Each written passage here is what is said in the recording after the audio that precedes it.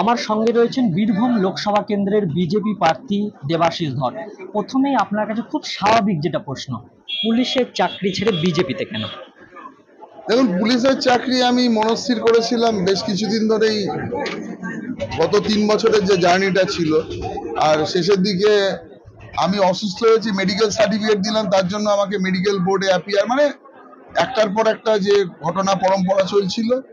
আমি যদি রাজনীতিতে নাও আসতাম, অ্যাটলিস্ট পুলিশের চাকরি করতাম না। আমি মেডিকেল বোর্ডেও গিয়ে বলেছিলাম যে ভগবান আমাকে এতটুকু বিদ্যা বুদ্ধি দিয়েছে, নিজের মতো কিছু মানে আমি কর্ম করে খেতে পারবো।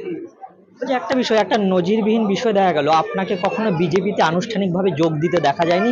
তা মানে আপনি পুলিশের চাকরি ছাড়লেন, বিজেপি প্রার্থী হলেন, মানে আগের থেকেই কি বিজেপি করতেন?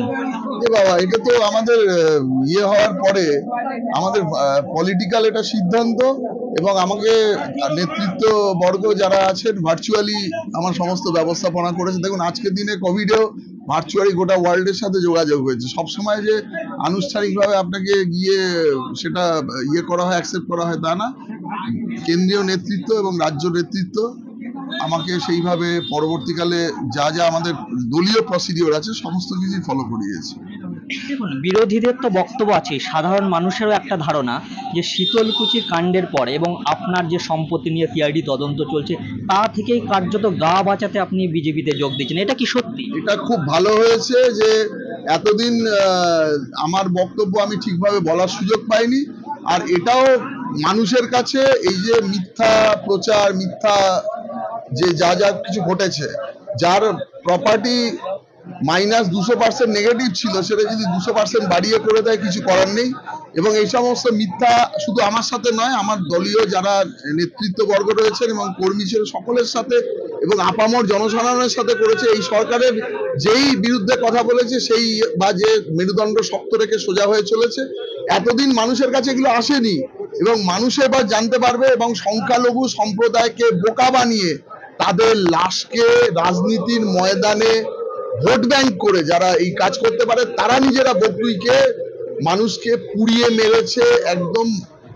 আমাদের গবাদি পশুকেও আমরা কি এইভাবে বন্ধ করে পুড়িয়ে মারি না, বা অ্যাটলিস্ট তাকে যখন আমরা কখনো যজ্ঞে বলি দেওয়া হয়, তখনও কিন্তু তার এইভাবে কষ্ট দিয়ে কাউকে মারা হয় না। যেটা করা হয়েছে, আপনার মনে হয় এটা কোনো স্বাভাবিক ঘটনা? এটা মনে হয় কোনো আফ্রিকান কান্ট্রিতেও বা আমাদের আফগানিস্তানেও ঘটতো না। তো এই জায়গায় দাঁড়িয়ে বা আমাদের যে গাজাতে যেরকম যুদ্ধ চলে, মনে হচ্ছে যে সেই রকম, মানে পশ্চিমবঙ্গের মানুষ একদিকে, মানে শক্তি একদিকে, মানে ইসরায়েল আর এখানে লেবাননের যুদ্ধ হচ্ছে। তো সেই জায়গায় দাঁড়িয়ে আমার মনে হয় যে যে ঘটনা মানুষের সামনে, মানুষকে তার নিজের মতো সরকার সবকিছু প্রেজেন্ট করে গেছে, মানুষ যে সত্যিটা জানতে পারছে, এটা এই মা তারা রয়েছেন, মা তারার মাধ্যমে সবকিছু সত্য আস্তে আস্তে গভর্নমেন্টে, দেখুন গভর্নমেন্ট এতদিনে সবকিছুকে চেপে রেখে দিয়েছে। চুরি দাড়ি যত গুন্ডাগার্দি, শাহজাহান জাহাঙ্গীর, তো সবকিছু তো পরপর সামনে আসছে। মানুষ দিনের পর দিন এই সরকারের যত কুকীর্তি সেগুলো জানতে পারছে, এবং যত বড় নেতা তার তত বড় দুর্নীতি। তো এই জিনিসগুলো আমার মনে হয় মানুষ জানার ফল সরকার তার পরবর্তী ভোটে পাবে রেজাল্ট। এখন একটা বিষয়, আপনি যখন রাজনীতিতে এসেছেন, বারবারই আপনার সামনে কিন্তু শীতলকুচির প্রশ্ন চলে আসবে, এটা স্বাভাবিক বিষয়। তো জানতে চাইবো সেদিন ঠিক কি ঘটেছিল, আপনি যে রিপোর্ট দিয়েছিলেন তাকে কি চাপ সৃষ্টি করা হয়েছিল সেদিন? রিপোর্ট আমি দিইনি, এসপি তখন তার চেম্বারে ছিল। সকালে আনন্দ বর্মন মারা গেছিল, তার রিপোর্ট বানাচ্ছিলাম বসে, ইলেকশন কমিশনের নির্দেশ অনুযায়ী। ঘটনাটি তখন ঘটে, যারা তখন স্পটে গিয়েছিল, আইসি থেকে আরম্ভ করে এসডিপিও, ডিআইজি, অবজারভার, প্রশাসনের অন্যান্য লোকজন, এডিএম, তারপরে বিডিও, তারা তাদের যা যা আমাকে রিপোর্ট পেশ করেছিল, তার উপরে ইলেকশন কমিশনে আমি এবং ডিএম জয়েন্ট সিগনেচারে জয়েন্ট রিপোর্ট বানিয়ে দেওয়া হয়েছিল। আমি জানি না যে কি এমন হয়তো পূর্বজন্মের শত্রুতা ছিল, যার জন্য আমাকে বলির পাঁঠা করে এইভাবে অপদস্থ করা হয়। আমিও তো প্রশাসনের একটা অঙ্গ। আমি কি করে কোনো প্রশাসনিক শীর্ষ, মানে যিনি প্রশাসনের শীর্ষে আছেন, যিনি এই সরকারটা চালান, তিনি বলতে পারেন তার অফিসারকে এই কেসে ফাঁসাও? ফাঁসানোর অর্থ কি হতে পারে? আপনি বলেন বিজেপির মতাদর্শে বিশ্বাসী, ছাত্র জীবনে আপনি এসএফআই করতেন, এখন বিজেপি, দুটো ছাত্র জীবনে এসএফআই করতাম, এই ধারণাটি অত্যন্ত ভুল। যেমন আমরা লোককে মানে আমি কোনোদিন সক্রিয় কোনো মেম্বার ছিলাম না, আমাদের কলেজে এসএফআই ছিল, আমি সেখানে চাঁদা দিতাম, সেই কলেজে এসএফআই ছাড়া অন্য কোনো দল ছিল না, ঠিক আছে।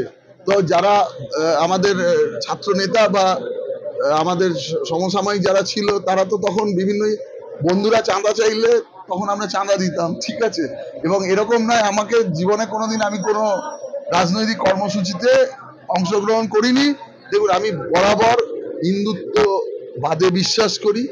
মনের মধ্যে আমার মানে ছোটবেলা থেকে আরম্ভ করে আজ পর্যন্ত যেখানে যেখানে যা যা করেছি তার মধ্যে আধ্যাত্মবাদ, ধর্মচেতনা এবং সহমর্মিতা ছাড়া কিছু নেই। ফলে আমি কোনো রকম ভাবে মানুষ ছাড়া অন্য কিছু সেবাতে বিশ্বাস করি না, এবং মানুষের সেবা যারা করতে পারে, যারা সনাতন ধর্মকে নিয়ে ভারতবর্ষকে আবার সেই জায়গায় নিয়ে পুনঃপ্রতিষ্ঠা করতে পারে, সেটা হচ্ছে আমাদের ভারতীয় জনতা পার্টি।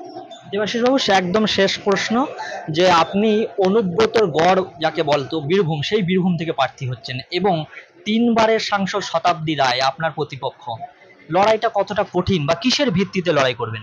লড়াইটা ওনার জন্য খুবই কঠিন। উনি অলরেডি টেনশনে ভুলভাল বকছেন বা ভুলভাল জানি না পোস্ট করেছেন কিনা, উনি সেটা বলতে পারবো না, পরবর্তীকালে বলেছেন সেটা তার পোস্ট নয়।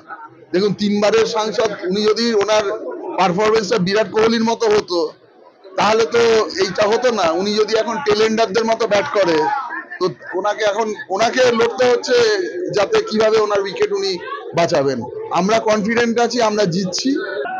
আমাদের সরকার পশ্চিমবঙ্গকে এই 6 লক্ষ কোটির দেনা থেকে বার করে নিয়ে এসে নতুন সূর্য দেখাবে। অসংখ্য ধন্যবাদ। অকপটে সমস্ত প্রশ্নের উত্তর দিলেন বিজেপি প্রার্থী দেবাশিস বাবু। ক্যামেরায় ফিরোজ আলীর সঙ্গে অভিষেক দত্ত রায়, ইটিভি ভারত।